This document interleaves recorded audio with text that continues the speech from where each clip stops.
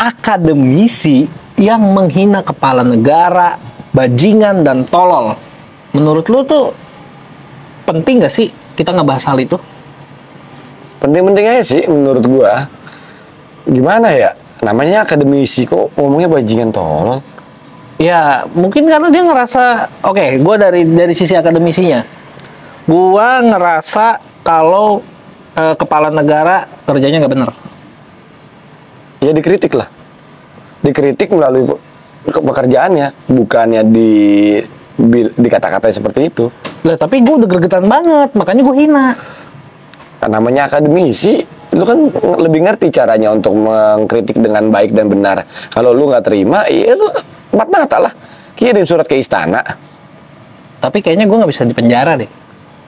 Dengan kata-kata yang tadi lu bilang bajingan tolol itu kan kata-kata lumayan keras ya. Iya. Keras ya, itu kan menghina simbol negara. Tapi kayaknya nggak akan dipenjara deh.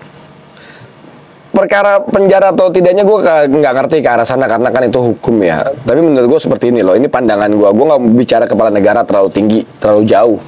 Gue berbicara tentang kepala rumah tangga, suami atau enggak seorang bapak. Bapak lu punya nama, bapak gue juga punya nama. Iya. Kita panggilnya dengan sebutan bapak atau ayah.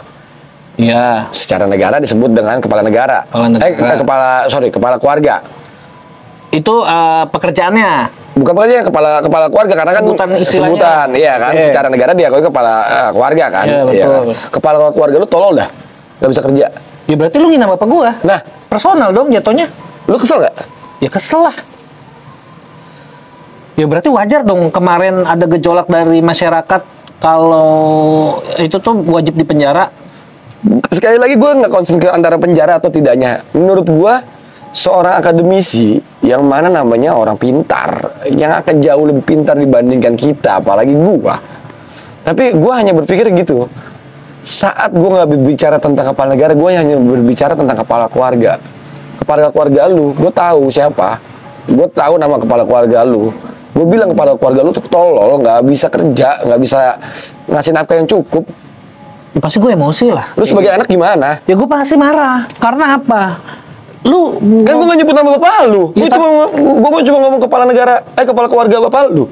iya, tapi kan itu mengarahnya tetap ke personal. Karena gini, kepala negara, kepala rumah tangga, itu kan yang diperankan sama satu orang yang jelas-jelas kita sama-sama tahu. Iya. Berarti kan lu memang niatnya awalnya menyerang personal bokap gue sendiri dong, bukannya kepala rumah tangga si A, si B, si C yang gak gue kenal.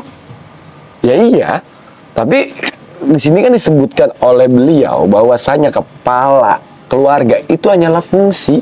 Kalau tidak bisa menjaga kepala keluarga yang baik, karena fungsi. Tapi lu nggak usah ngomongin tentang fungsi. Ini bicara tentang perasaan. Kepala keluarga lu nggak bisa kerja, perasaan lu gimana? Iya, gue ngerti sih analoginya. Jadi dia berdalih, ya kan dia kan akademisi, dia kan pinter. Betul. Jadi maksud gue ketika dia berdalih, dia berbicara tentang fungsi, tapi kan itu mengarahnya ke personal ya. Apalagi Iya. sebelumnya juga kan kita sama-sama tahu yang disebut itu bukan presiden Kongo, bukan presiden Zimbabwe, bukan presiden kebun kosong, ya kan? Tapi dia menyebut nama sampai dia bilang kalau kepala negara kita itu tuh ngemis-ngemis ke Cina untuk melanjutkan IKN. Jadi dia marahnya tuh di situ karena kita tuh terlihat seperti antek asing, terlihat seperti budak yang orang yang kesannya panik karena sebentar lagi menjelang pilpres, jadinya dia marah dan dia mengatakan sekeras itu kalau menurut gua. Ya balik lagi sih, gue juga nggak terlalu ngerti dengan konteksnya ya. Mengurus negara dari Sabang sampai Merauke itu nggak mudah sih. Ini negara tuh luas banget, keadilan sosial bagi seluruh rakyat Indonesia dari Sabang sampai Merauke. Tapi terkadang iya. Tapi di kampung gua masih nih jalanan rusak, di kampung gua masih nih sembako nggak datang, ABCDP. Jangan lu salahkan pemerintah pusat. Sebelum lu ke pemerintah pusat, lu salahkan dulu pemerintah daerah lu. Oh, karena kan pasti bantuan tuh ada mengalir dari pusat ke bawah. Betul, ya. Kenapa diciptakan pemerintah daerah ya? Untuk memantau lebih mudah Iya dong. Untuk menggrab yang lebih jauh gitu ya. Iya, dari pemerintah pusat kan ada lagi, dikecilin lagi sampai ke level RT RW. Iya. Jadi kalau lu mau komplain RT RW dulu, nggak kena, ya lu komplain dulu ke pemerintah daerah, nggak kena ke pusat. Caranya sekarang apa? Gampang kan, tinggal sosial media. Gampang banget sih emang Iya. sih. Iya, tapi kenapa ya masyarakat kita tuh langsung langsung melompatin fungsional dari struktural itu ya. Betul. Maksudnya RT RW, kecamatan, kelurahan, wali kota itu tuh nggak dijalankan ya, seperti nggak ada gitu ya. Betul. Karena orang-orang itu ada kalau mau ada pemilihan doang. Setelah ambisinya tercapai menjadi seorang kepala daerah, lupa, hilang, ketemu sama rakyatnya aja, sama warganya aja, geli kali. Karena memang dari awalnya saja kebanyakan menjadi pemimpin atau nggak pejabat itu untuk kepentingan pribadi. Terbukti dengan apa gue bisa ngomong kayak gitu? Banyak orang-orang yang gagal jadi pejabat stres gila. Tujuannya apa? Kenapa lu bisa stres dan gila kalau lu belum bisa kepilih menjadi kepala pejabat publik? Tandanya masyarakat belum percaya. Lu benerin lagi diri lu sampai masyarakat percaya. Tapi kan dia ngeluarin duit. Nah itu konteksnya yang salah menurut gua. Kalau memang dia orang benar, biarlah sponsor yang mensponsori dia. Oh ya, gue paham. Tapi kan kalau kayak gitu nantinya malah jadi ada politik kepentingan. Contoh, gue mau nyalek, gue nggak punya duit. Tapi misalnya lu sebagai pengusaha, lu yang nyokong duitnya ke gua, lu juga kan pasti nggak mau cuma-cuma. Ya kan itu semua tergantung, balik lagi ke personalnya. Iya dong. Balik lagi lah ke personalnya. Ke personalnya balik lagi. Siapa yang mau dipilih ini seperti apa karakternya? Kalau memang dia karakternya ingin memajukan masyarakatnya, warganya, ya dia bilang, lu milih gua, lu sponsorin gua paling bisa bantu lu segini. Sisanya nggak bisa buat masyarakat gua. Tetap harus ada timbal balik kan. Oh itu sah ya, timbal Sah, balik. namanya juga kan kita kan diajarkan berterima kasih. Setelah kita terima ya kita kasih. Iya, tapi tetap pada jalurnya ya, pada batasnya ya. Pada dasarnya ya kayak gitu. Iya dong. Kenapa let's say orang hebat dilirik sama partai lah yang mengorbitkan dia. Dia terkenal, dia naik. Partai minta proyek A, B, C, D. Saya minta ya oke. Batasnya sampai D ya. Gua jadi E sampai Z itu punya masyarakat gua. Bisa sih kayak gitu ya, Iya dong. harusnya ya. Baik lagi ke personal masing-masing kan. Berarti lu tuh harus punya value dulu, harus punya nilai dulu sebagai pemimpin ya. Karena itu memang the real, lu pengen menjadi pemimpin, memajukan bangsa, bukan bisnis. Betul. Kalau bisnis kan gua nggak punya nilai pun gua punya duit bisa dong. Karena menurut gua paling mudah untuk menyalahkan seseorang. Paling mudah sekarang kepala keluarga yang sudah berjuang mati-matian di luaran sana mencari sesuap nasi, dapat tidaknya dia ke rumah, dia bawa pulang sedikit atau nggak sesuai dengan ekspektasi yang ada di orang rumah, disalahin. Gimana sih? Padahal dia udah mau hampir mati loh di tengah jalan. Iya ya, dia kita kan orang rumah kan nggak tahu tuh dia Nggak tahu. di luar itu gimana ya. Saat dia keluar dari rumah, dia bertemu dengan jutaan motor, mobil ataupun apapun, nyawa taruhannya. Oh itu aja udah. Siapa yang menjamin dia bisa selamat? Saat si kepala keluarga itu balik ke rumah, memberikan apa yang dia dapatkan di luar, dikomplain, nggak sesuai ekspektasi, mudah kan? Tapi tanpa tahu perjuangannya.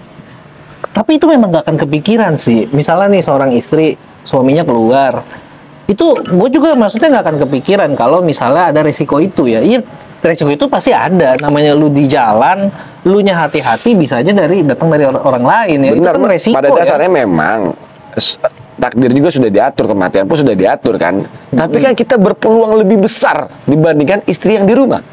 Peluang kita lebih besar karena kan di jalan. Iya, benar. Kita mengontrol diri kita, orang lain tidak bisa mengontrol kendaraannya, kita ketabrak. Iya, nggak mati, kecelakaan, cacat pun bisa terjadi. Betul. Nah, ini analogi gua.